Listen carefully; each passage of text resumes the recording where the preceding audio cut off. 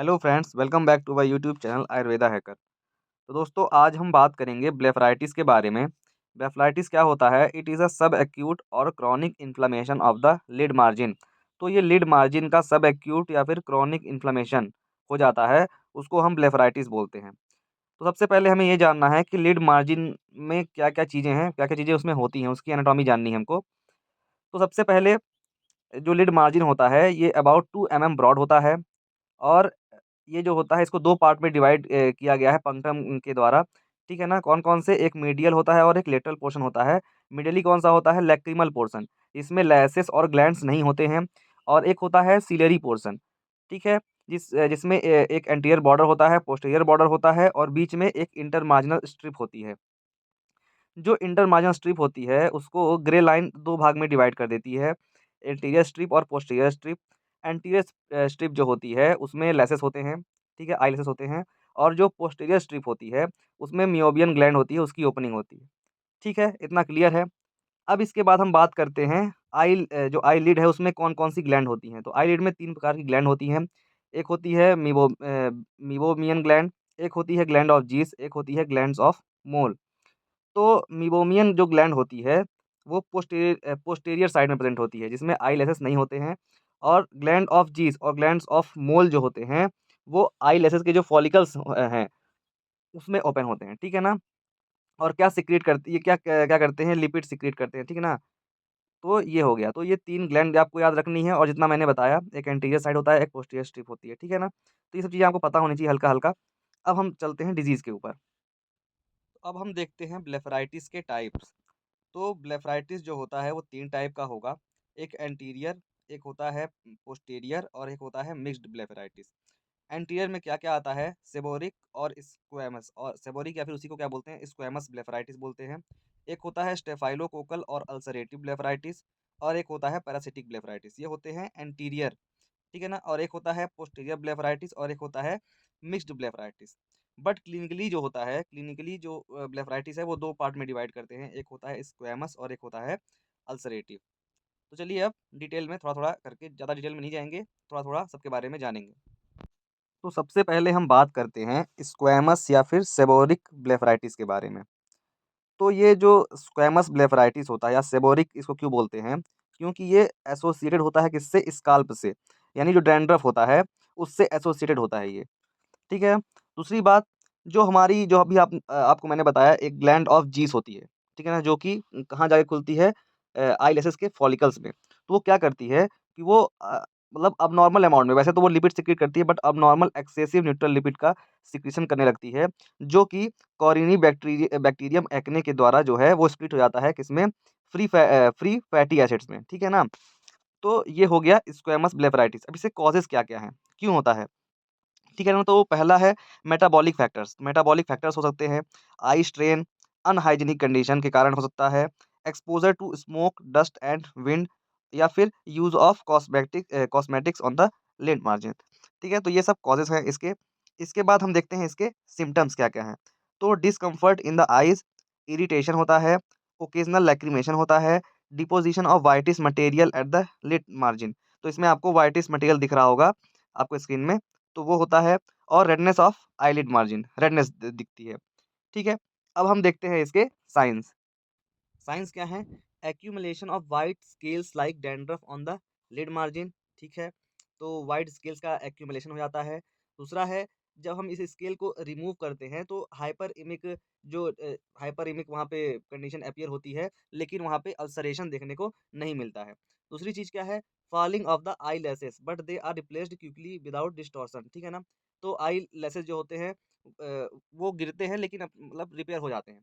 इसके अलावा क्या है? द लिड मार्जिन में be thickened associated seborrhoeic dermatitis of the scalp. तो ये मैंने आपको बता दिया कि इसमें जो है जो सेबोरिक डर्मेटाइटिस है स्काल्प का, तो वो उससे एसोसिएटेड रहता है। ठीक है? अब हम बात करते हैं इसके ट्रीटमेंट की। तो जो इसके कॉजेज़ हैं, सबसे पहले हम कॉजेज़ पे वर्क करेंगे, ठीक है ना? जैसे मेटाबॉलिक फैक्टर्स हैं, उसको रिमूव करेंगे, ठीक है? अनहाइजीनिक कंडीशन है, ठीक है ना? तो वो सब पे ध्यान देना है हमको, ठीक है? इसके अलावा जो स्काल्प का जो सेबोरिया ऑफ स्काल्प जो डैंड्रफ है, ठीक है ना? उसको हम ट्रीट करेंगे। इसके अलावा क्या करना है हमको? इसके अलावा जो 3% सोडा बाइकार्ब या फिर जो बेबी शैम्पू होता है, उससे हम क्या करेंगे? उसको यूज़ करेंगे और जो वहाँ पे वाइट स्केल्स हैं उसको हम रिमूव करेंगे, ठीक है? या फिर जो भी कॉजेज़ हैं, कॉजेज़ के हिसाब से हम इसमें ट्रीटमेंट करेंगे। तो अब हम बात करते हैं अल्सरेटिव ब्लेफराइटिस के बारे में। अल्सरेटिव ब्लेफराइटिस या फिर इसको क्या बोलते हैं स्टेफ़ाइलोकोकल ब्लेफराइटिस। तो ये भी एंटीरियर साइड में ही होता है, ठीक है? इसमें होता क्या है? इसमें येलो क्रस्ट का डिपोज़िशन हो जाता है कोकल इन्फेक्शन की वजह से, ठीक है ना? तो जैसे लिखा भी है, it is a chronic staphylococcal infection of the lid margin characterized by the deposition of yellow crust at the root of eyelashes, ठीक है? तो अब हम देखते हैं इसके सिम्पटम्स। सिम्पटम्स क्या-क्या हैं? इरिटेशन होता है, ठीक है? इचिंग होती है, लैक्रिमेशन होता है, ग्लूइंग ऑफ सिलिया। तो ग्लूइंग सिलिया क्या हो जाता है? ग्लूइंग हो जाता है, ग्लूइंग ऑफ सिलिया और रेडनेस ऑफ आईलिड मार्जिन्स। अब हम देखते हैं इसके साइन्स। तो साइंस क्या है? Yellow crust deposited at the root of eyelashes which glue them together. तो येलो क्रस्ट जो होता है, उसकी वजह से क्या होता है, जो आईलैशेस होते हैं वो आपस में चिपक जाते हैं, ठीक है ना? तो वो है पहला साइन, तो ये है। दूसरा क्या है? On removing the crust small ulcer appear around the base of lashes which bleed easily. तो इसमें जब हम क्रस्ट को रिमूव करते हैं तो उसमें अल्सर्स बन जाते हैं, ठीक है ना? अल्सर्स अपीयर होते हैं, ठीक है ना? जिसकी वजह से क्या है, ब्लीडिंग वगैरह भी थोड़ा बहुत होती है। In between the crust anterior lid margin में सो डायलेटेड ब्लड वेसल्स, ठीक है।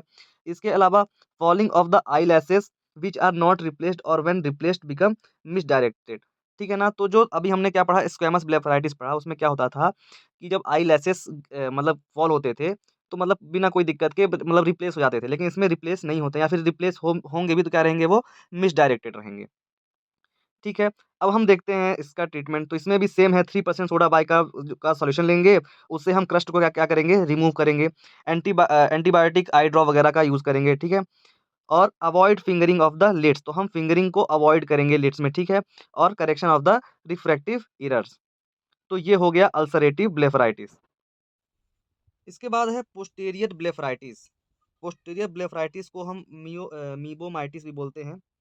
ये क्या होता है, ये क्रोनिक इन्फेक्शन होता है ऑफ द मीबोमियन ग्लैंड। तो इसका इटियोलॉजी क्या है, तो ये भी स्टेफाइलोकोकल इन्फेक्शन की वजह से ही होता है और ज़्यादातर जो मिडिल एज्ड पर्सन है उनमें देखा जाता है। इसके सिम्टम्स क्या क्या हैं, तो ये white frothy secretion on the lid margin, तो वाइट फ्रोथी सिक्रेशन होता है इसमें, लिड मार्जिन में वाटरिंग देखने को मिलती है और फॉरेन बॉडी सेंसेशन फील होता है। इसके बाद हम इसके साइंस देखते हैं। तो क्या होता है, on pressing the lid margin meibomian secretion is expressed as toothpaste, ठीक है ना। तो टूथपेस्ट की तरह हमको मीबोमियन सिक्रीशन समझ में आता है। सेकंड है, on eversion of the eyelid vertical yellowish streaks shining through the conjunctiva are seen. तो इसमें क्या होता है, जब आईलिड का इवर्जन करते हैं तो वर्टिकल येलोइश स्ट्रिक जो होती है वो देखने को मिलती है। इसके अलावा at the lid margin opening of the meibomian gland become prominent with thick margin, ठीक है ना। तो जो लिड मार्जिन होता है उसमें मीबोमियन जो ग्लैंड होती है वो प्रोमिनेंट दिखती है, थिक दिखती है, उसका मार्जिन जो होता है थिक दिखता है। इसमें ट्रीटमेंट क्या करते हैं, तो हॉट कंप्रेसेस देते हैं और एंटीबायोटिक जो होता है वो ऑइंटमेंट इसको यूज़ करने को देंगे, ठीक है। इसके अलावा repeated vertical massage of the lids वो करेंगे और सिस्टमिक एंटीबायोटिक्स देंगे, जैसे डॉक्सीसाइक्लिन हो गया। इसके बाद है पैरासिटिक ब्लेफराइटिस। पैरासिटिक नाम से ही समझ में आ रहा है कि कोई पैरासाइट है जिसके कारण ये हो रहा है। तो क्या होता है कि जो लाइस होते हैं या जुएँ जो होते हैं वो आके इसमें चिपक जाते हैं। स्पेशल टाइप के मतलब अलग प्रकार के होते हैं, जो नॉर्मली जो जुएँ बालों में रहते हैं वैसे नहीं रहती है, ठीक है? तो या फिर पुअर हाइजीनिक कंडीशन है उसके कारण। तो कौन-कौन से लाइस का इन्फेस्टेशन होता है इसमें, तो थीरियासिस पाल्पेब्रम या फिर डेमोडेक्स फॉलिकुलोरम और भी कुछ भी हो सकता है। तो हम इनकी बात करेंगे। तो थीरियासिस पाल्पेब्रम जो होता है वो थीरियासिस प्यूबिस के कारण होता है और ये कॉमनली एडल्ट्स में होता है, ठीक है? अब हम देखते हैं इसके क्लिनिकल फीचर्स। तो क्लिनिकल फीचर्स में क्या है, presence of nits at the lid margin. Lid margin is red and inflamed, तो लिड मार्जिन जो रहता है वो रेड रहता है और इन्फ्लेम्ड रहता है। डिस्कम्फर्ट होता है, फॉरेन बॉडी सेंसेशन फील होता है, हाँ कोई फॉरेन बॉडी है, इरिटेशन होती है, माइल्ड ईचिंग होता है, लैक्रिमेशन और लाइस एंकरिंग द लेसेस, ठीक है। तो इसमें ट्रीटमेंट क्या करना है, इसमें सबसे पहले तो mechanical removal of the nits with the forceps, जो जुएँ हैं उनको निकालना है, ठीक है ना, मैकेनिकल रिमूवल उसका करना है, ठीक है, रिमूव करना है उसको।